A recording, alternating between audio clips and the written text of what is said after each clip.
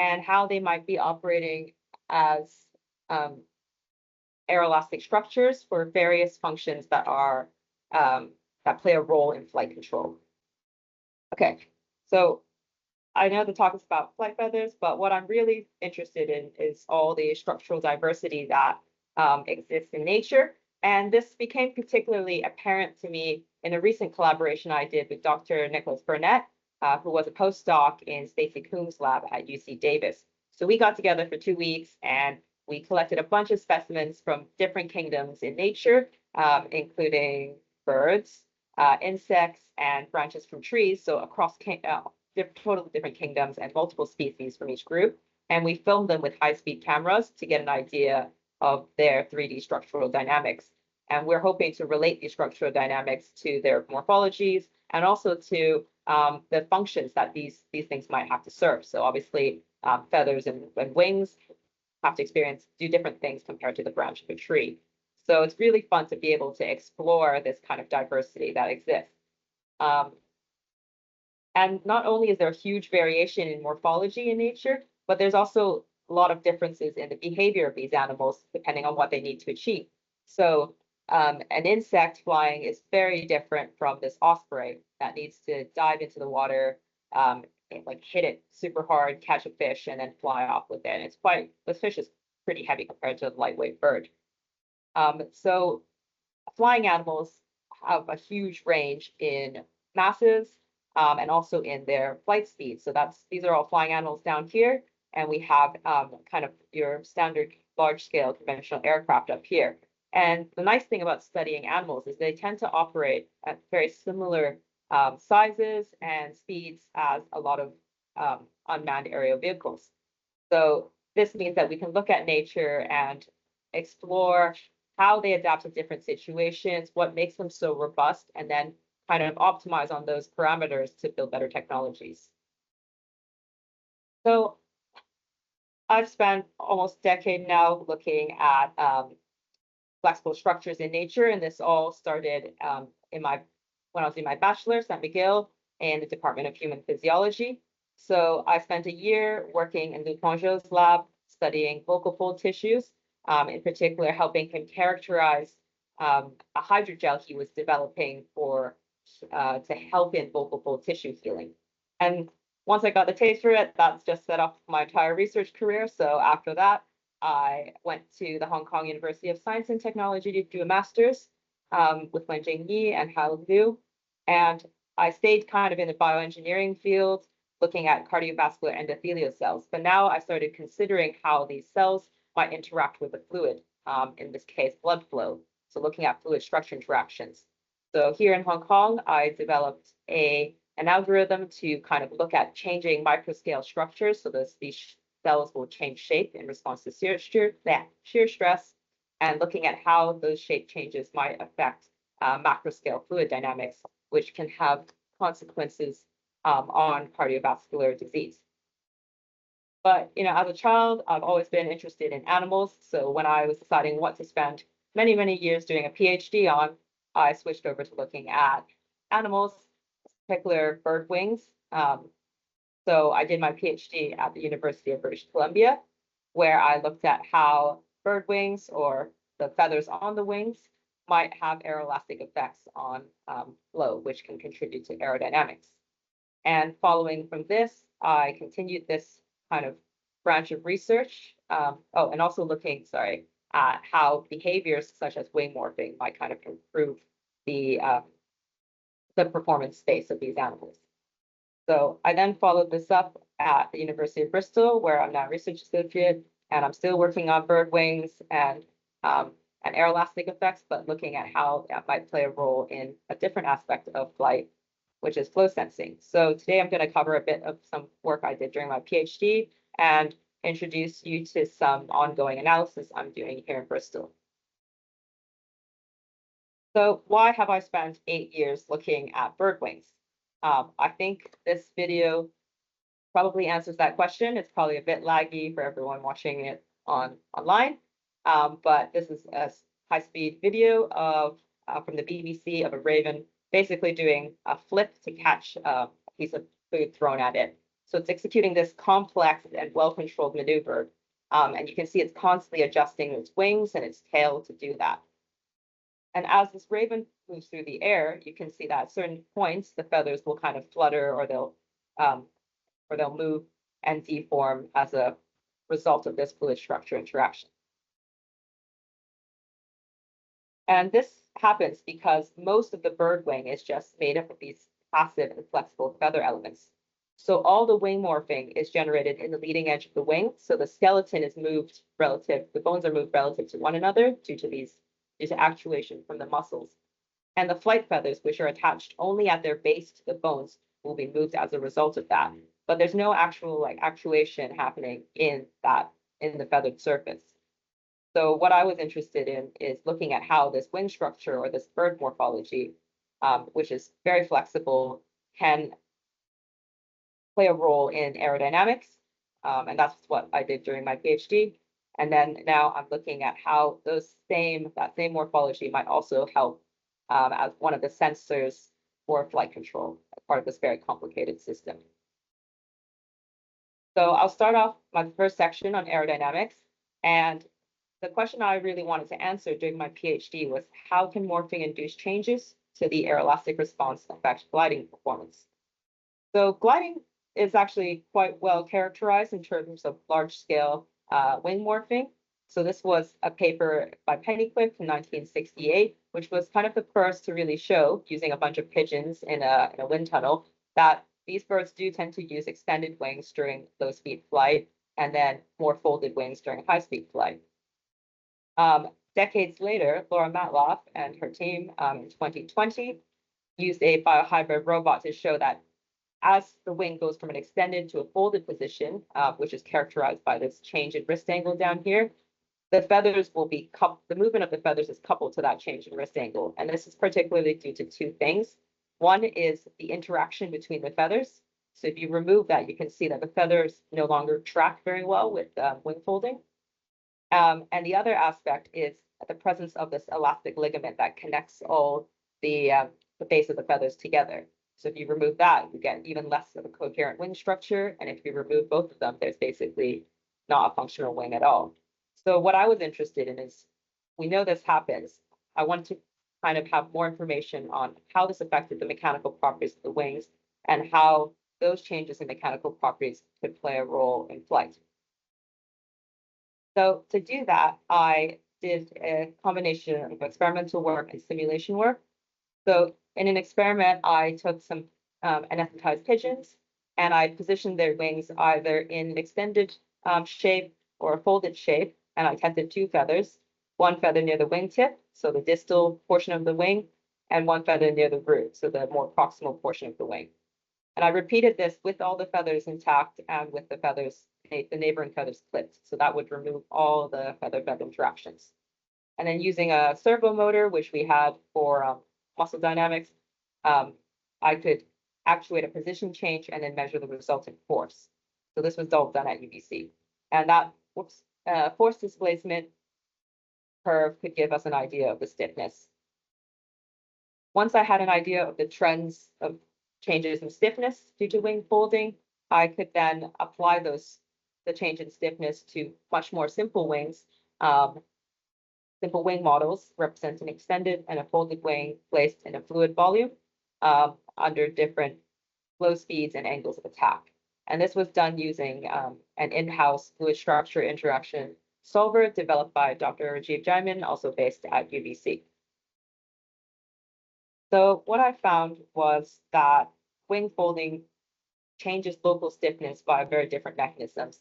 And this is completely just due to the anatomy of the wing. So if we look at a distal, what I've plotted here is the change in stiffness as we go from an extended wing to a folded wing. So for a distal feather, we see a small decrease in stiffness or basically an insignificant change in stiffness. And if we remove all the neighboring feathers, that effect remains largely the same. However, in the proximal wing, which now becomes most of the wing, especially when the wing is folded, we see a huge increase in stiffness. And if we remove the neighboring feathers, that effect is completely eliminated. So what this tells us is that the distal feathers are largely governed by changes in tissue compliance, but in the proximal wing, most of we see a huge increase in stiffness, and that is driven by the mechanism of overlapping feathers, or this feather-feather interaction. So what does this increase in stiffness actually do in terms of the flow over the wing? So turning to simulation work, I could quantify the performance of this gliding bird in two ways, either looking at the lift data as a function of angle of attack, so this lift slope, or plot the lift over drag polars, which are the bottom two panels, for both the extended wing and the folded wing. So the data you see here is for a rigid model, and you can see as we increase the flexibility of the wing by changing Young's modulus, we actually see an increase in this lift slope and also a decrease in drag.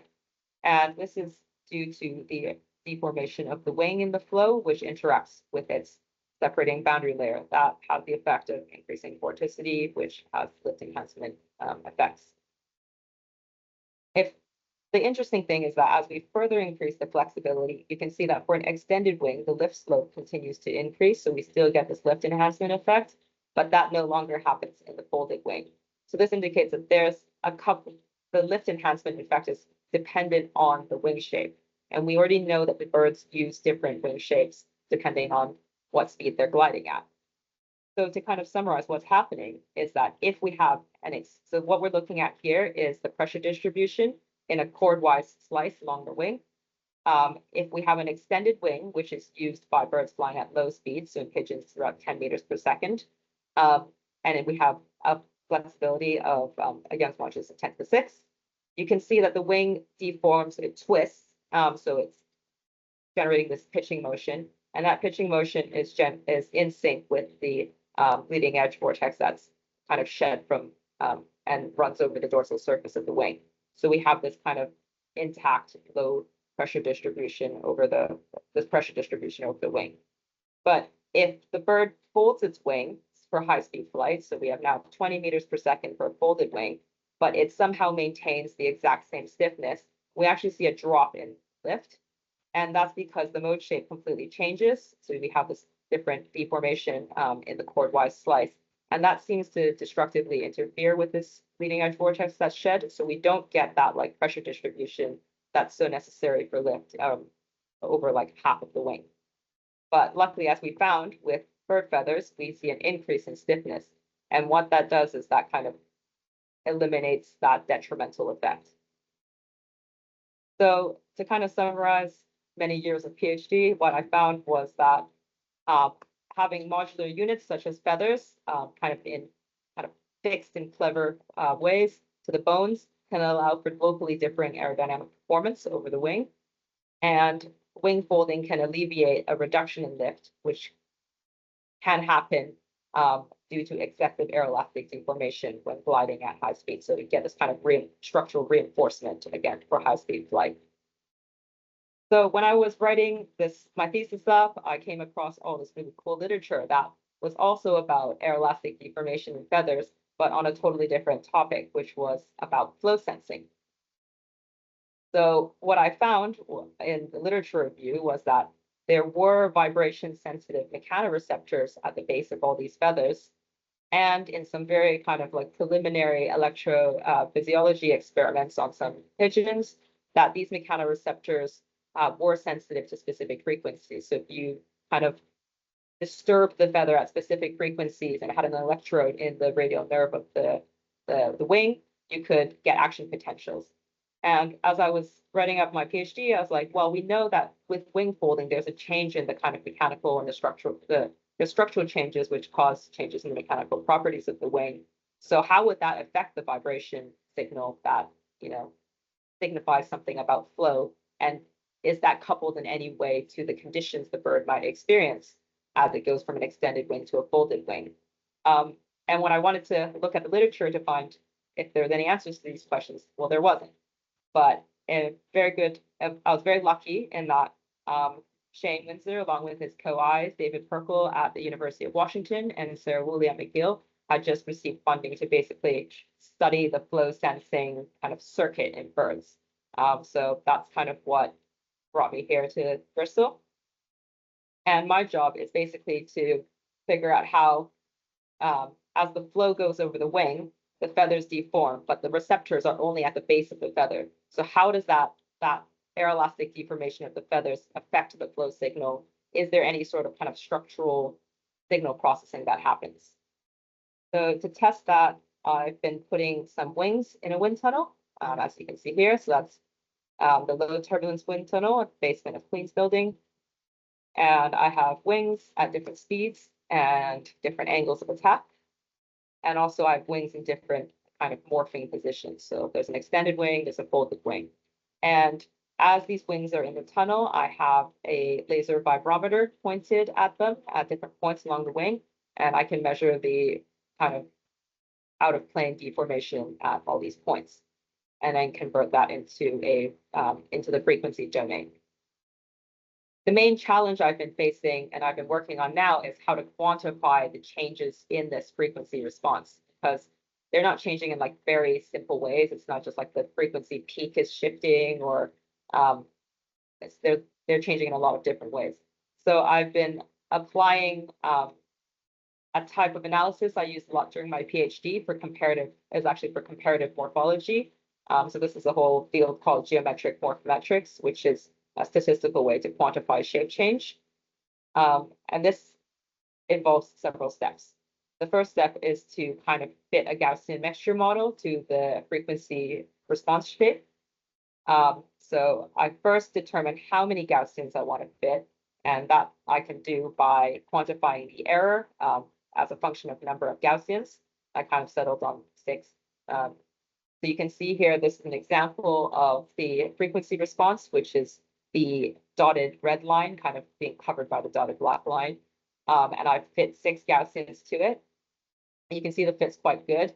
I also made use of the particles form algorithm to optimize starting points, which is actually very critical for getting a good fit. And I've applied this to all 4,000 data sets I have.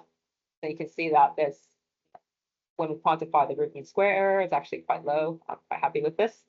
And so now that I've fit 6 Gaussians, that means I have 18 parameters. So each Gaussian has a mean, a width, and an amplitude.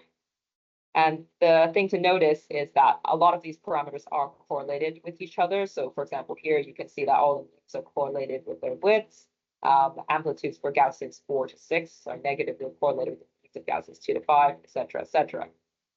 So one thing to simplify analysis is that we can run a principal components analysis to try to reduce the parameter space. So all our Gaussian mixture model parameters are now mapped to 18 principal component parameters. So this maps our principal components to flow conditions. We can then quantify the amount of variation in this shape that's attributed to each component, and know that 11 principal components explain about 90% of the variation.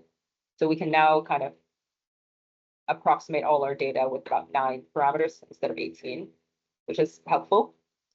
And then we can start to answer questions like, how is velocity information encoded throughout the wing?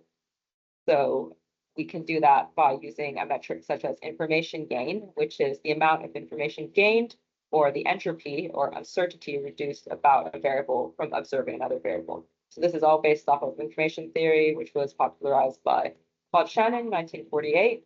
And it basically involves quantifying the uncertainty around one attribute X and one other attribute Y, and seeing what the difference between those two, if they were independent, compared to the joint probability entropy of both X and Y.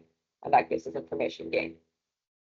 We can look at, for a given wing shape at an angle of attack, let's say 0, we can see which feather, or if you'd like, which sensor might have the most information about velocity. So for a folded wing, it's about P10. We can look at P10 and see which parameter is responsible for most of that information. So we have a few here, with the largest being principal component 4.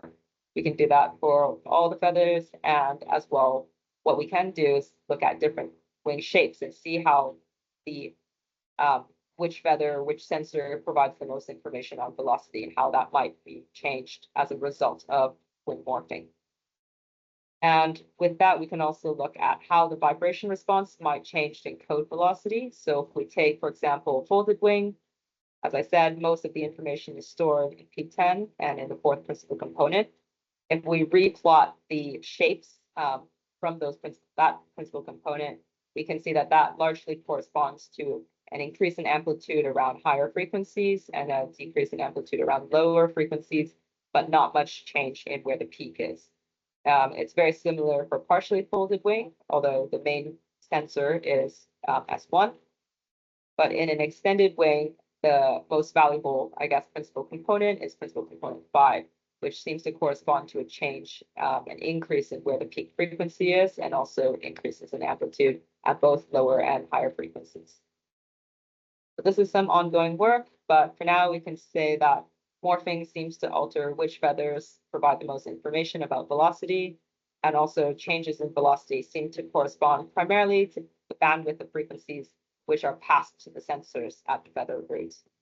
And I might steal a few minutes of question time to just introduce some ideas I have for further work. I am running my last year of this postdoc position, so I've been putting in applications for fellowships, and if any of these ideas appeal to anyone, I'm happy to talk more in the future. So one thing that I will always come back to is doing more comparative biomechanics, looking at different species and seeing how competing selective pressures on can influence the fluid structure responses in nature. I'd also like to follow up a lot more on some of the work I did during my PhD and look at the kind of compliance of the materials anchoring the base of the feather and how that might affect their aeroelastic response. So there's some anatomy papers showing that there are some smooth muscles and some ligaments that hold the base of the flight feather in place, and a muscle is an actuator. So if we change the stiffness of that muscle, how might that affect the overall response of the feather? I also want to look at some the idea of multimodal locomotion, look at some birds that use those wings and therefore their wing structures in both air and water, and see how the different media might constrain their performance, especially in the context of some extreme conditions like in high turbulence in Arctic storms, and whether or not behavioral plasticity can help overcome some of those structural limitations. So with that, I'd like to thank everyone for listening. Feel free to reach out whenever if you want to talk more, and I'm happy to take some questions.